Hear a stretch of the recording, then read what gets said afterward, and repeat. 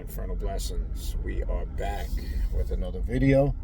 Before we begin, a couple quick announcements. Yearly forecast readings are winding down. Give or take another 2 weeks or so, I'll be doing them. If you're interested in booking a 2024 yearly forecast reading, or any other reading I offer, a Klapothic demonic reading, a Santa Muerte reading, an Egyptian oracle reading, a deity reading, shadow work reading, or if you just want to book a spiritual consultation, shoot me an email, khnum19@gmail.com.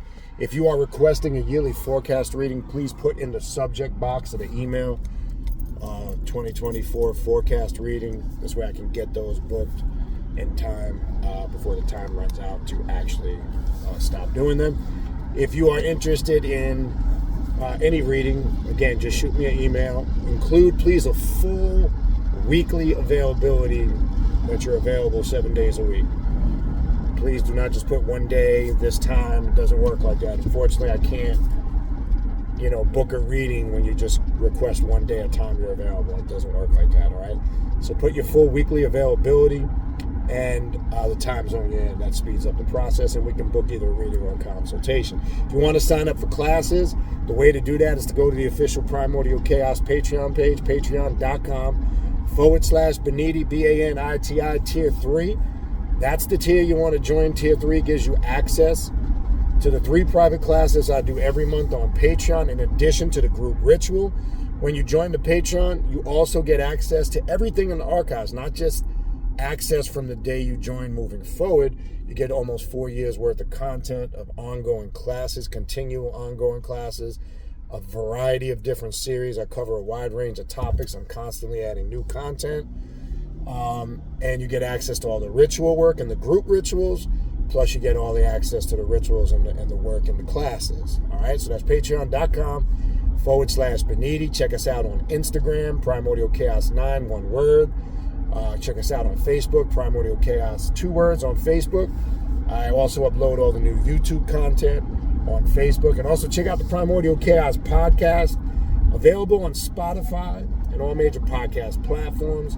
The direct link to the podcast, my contact email address, plus the direct link to the Primordial Chaos Patreon page to sign up for classes. All of that is in the description box of this video that you are watching right now. This is going to be a very quick video, not too long. I want to talk about part of what we were talking about yesterday in the Esoterical Occult Bible Study class, just to give you a little snippet of it, where we're getting into now the correlation of the stories, of the Anunnaki and their connection to some of the biblical stories.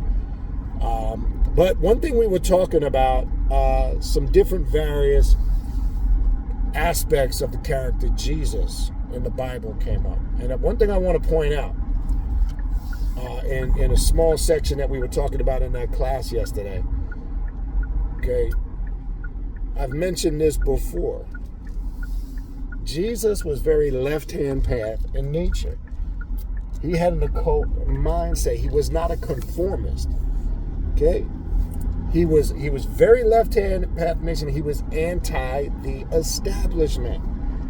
The thing that came up, and what we were talking about yesterday, I don't know where they get this docile, passive Jesus character from.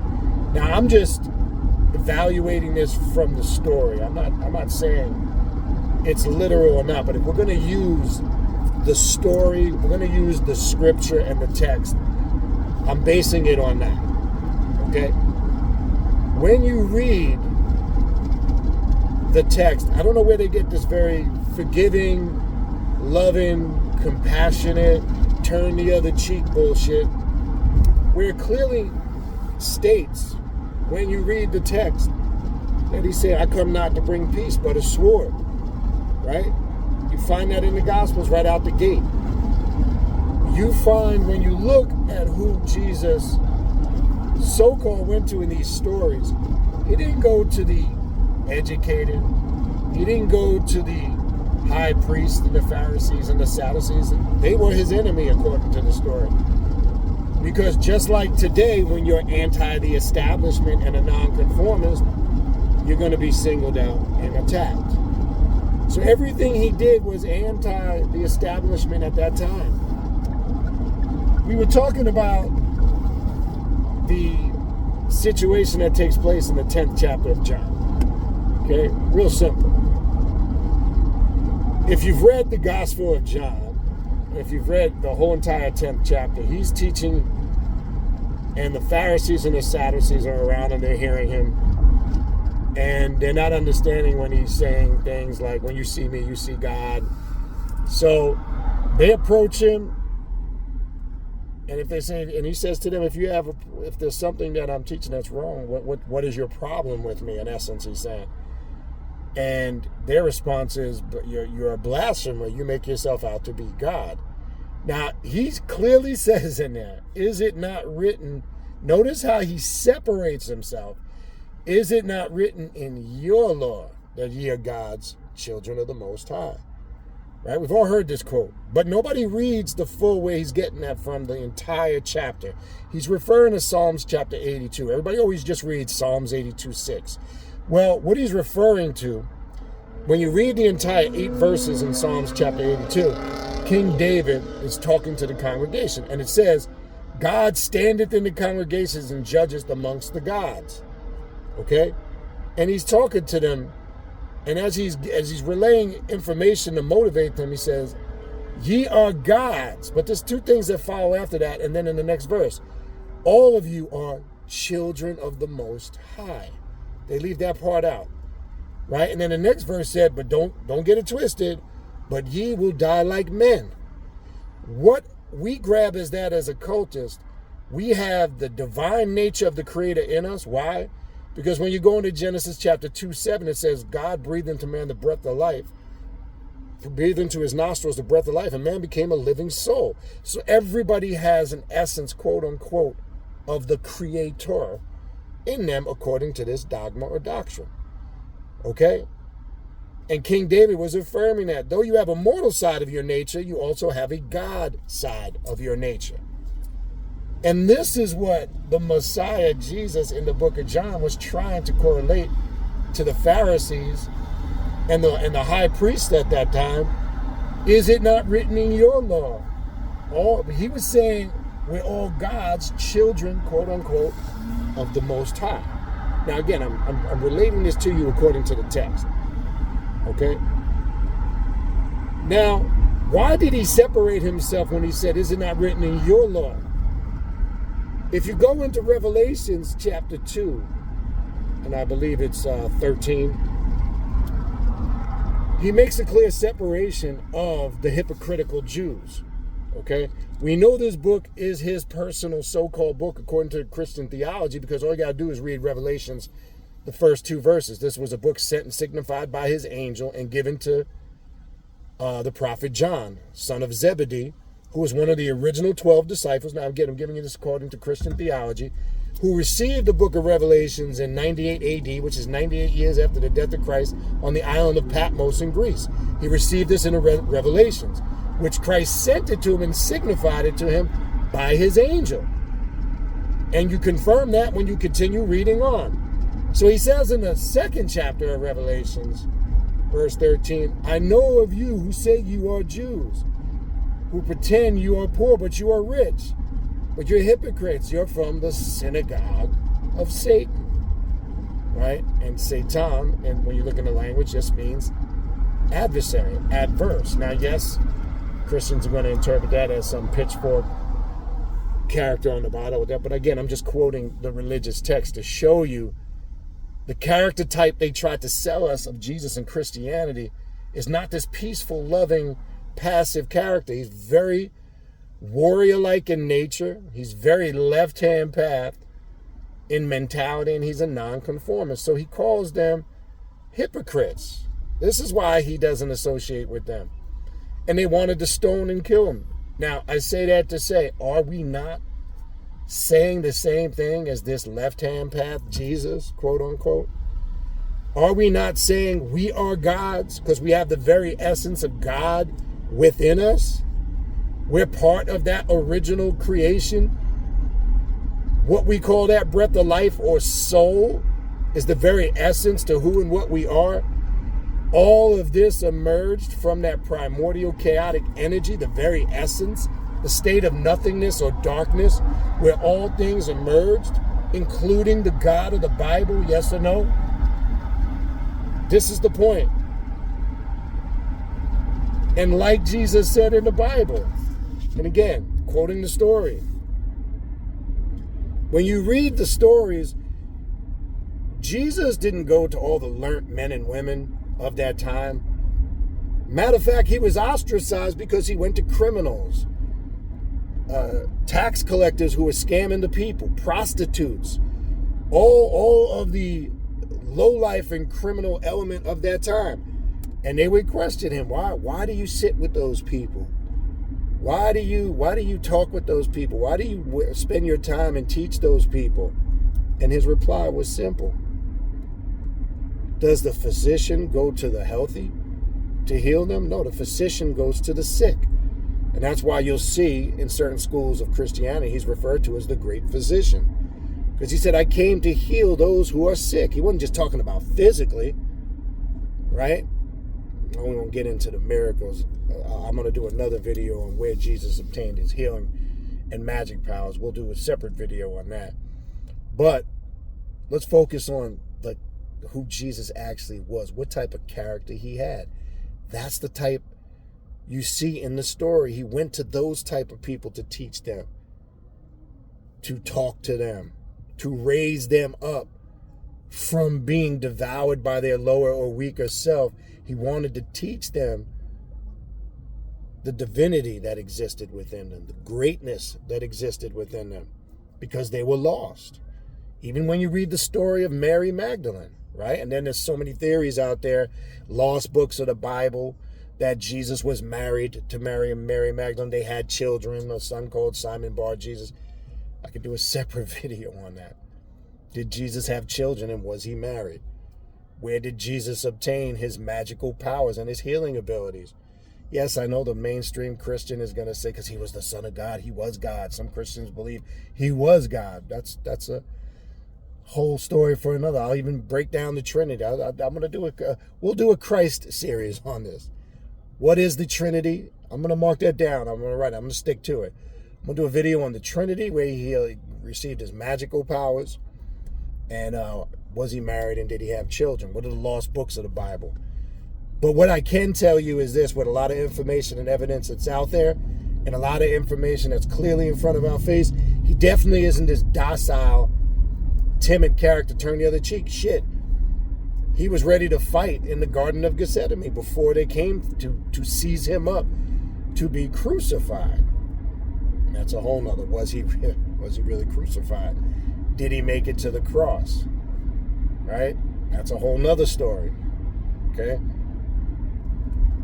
But the emphasis on this video is he was very left-hand path in nature, of what we would consider left-hand path, because he was a nonconformist, he was anti the establishment, and the message that he came with was against everything that the Pharisees and the high priests and the elders stood for at that time. And he was a threat to Israel. Just like today, if you have your own mind, you think for yourself, you're not a conformist and you're not swayed to do things just because everybody else is doing them, you would be a threat too. See, and that's what they fear. They don't want us to think for ourselves. They don't want us to have the freedom and the liberty to research, study things, and ask questions. When another thing, he clearly said, ask, seek. If you ask questions, seek, you will get the answers. Ask, and the door will be, and seek and knock, and the door will be open to you. Now, I find it funny if you ask a lot of religious folks questions, or pastors, or priests, or rabbis, or imams, they get very irritated when you question their doctrine, which goes against the very principle when Jesus said to ask questions. He was about encouraging you to ask questions, to seek the truth. But when you present something or ask a question that's not in alignment with their agenda, you're ostracized as a blasphemer or a devil or this, that, or the other. Classic cop-out. Because they just have too much pride and ego to say they don't know. And that's the fact of the matter. A lot of them just don't know. Okay? But what I do know is the character that they've been portraying for many years, the nature and the personality of this character they call Jesus, that's not the one that I see in the Bible. Okay? And it's pretty crystal clear. Like he said, I come not to bring peace, but a sword. Now, having said that, when you get into what I like to call, and you see if you've researched, Pauline Christianity, which are the teachings of Paul, which that's up for debate, right? We could talk about that. How do the teachings of Paul differ from the teachings of Jesus? We'll do a whole series on this. I think this would be good. It's giving me breakdowns of this is where the difference comes in. Now, I'm not going to get into the debate over right now in this video who Paul was and what was his role in the whole development of the church and Christianity, because it kind of starts to shift to another direction. And there's a lot of things, and they're not even divinely inspired books. Let's establish that. They're letters. They're epistles, right? They're just letters of documented so-called history, right? Outside of his on the road to Damascus fiasco of the story being told 3 different times a different way, which I'm not going to get into that here. A lot of his teachings are in contradiction to what Christ taught. And then there's a lot of so-called explanations or things people try to explain to justify that. Again, that's another conversation. But I think where we get this more docile,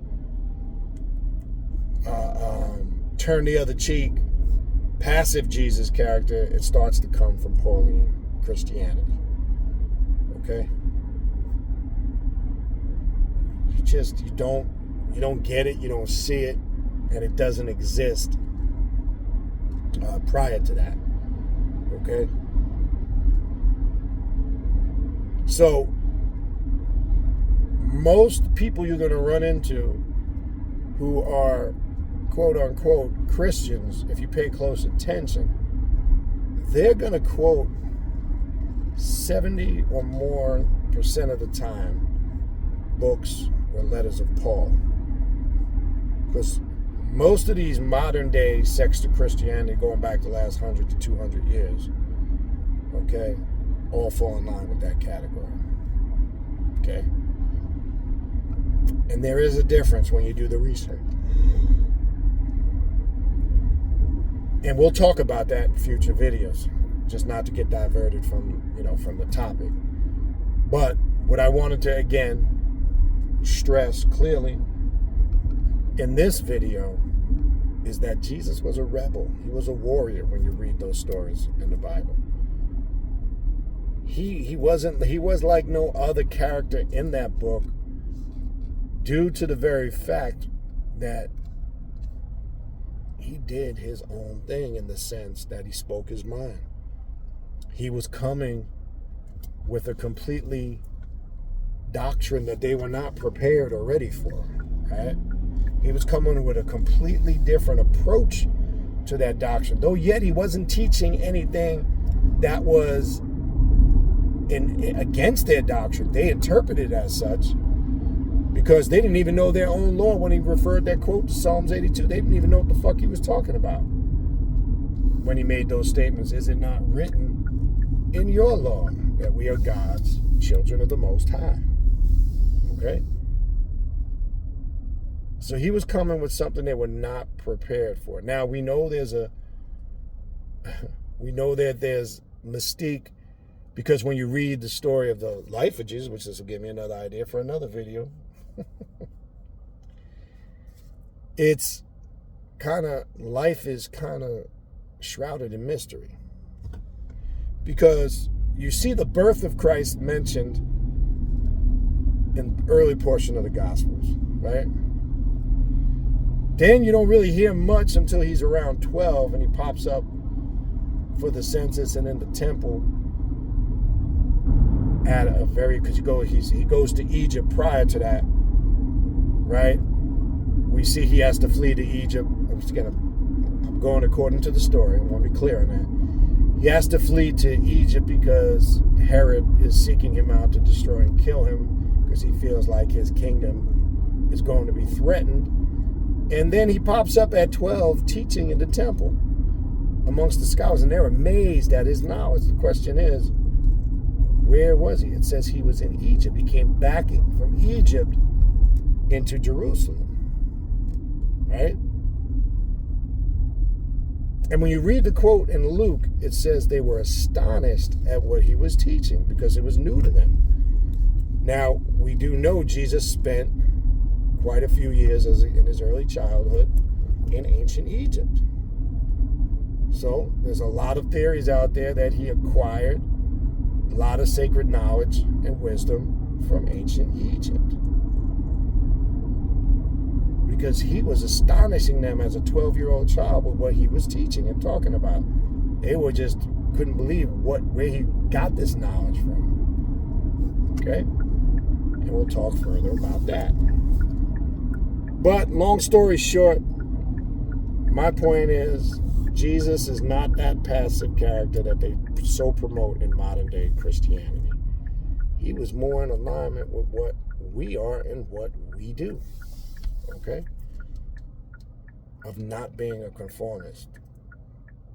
Not being afraid to speak out when something just isn't true. Fact checking people on certain things. Not being forced to follow anything or anybody. Okay? Because it's crazy when you read the whole story, which also you can correlate to yourself. It's funny how his own kind were his worst enemies when he walked the earth. It was so-called those who were supposed to be in the same spiritual path were his biggest enemies.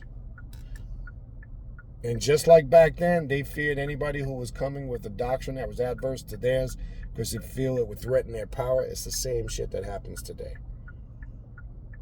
Some things just never change. If you're speaking truths, you're a threat to quote-unquote the powers that be. Who's the powers that be? Real simple. Those who have an agenda to keep control. That's what I mean when I say that.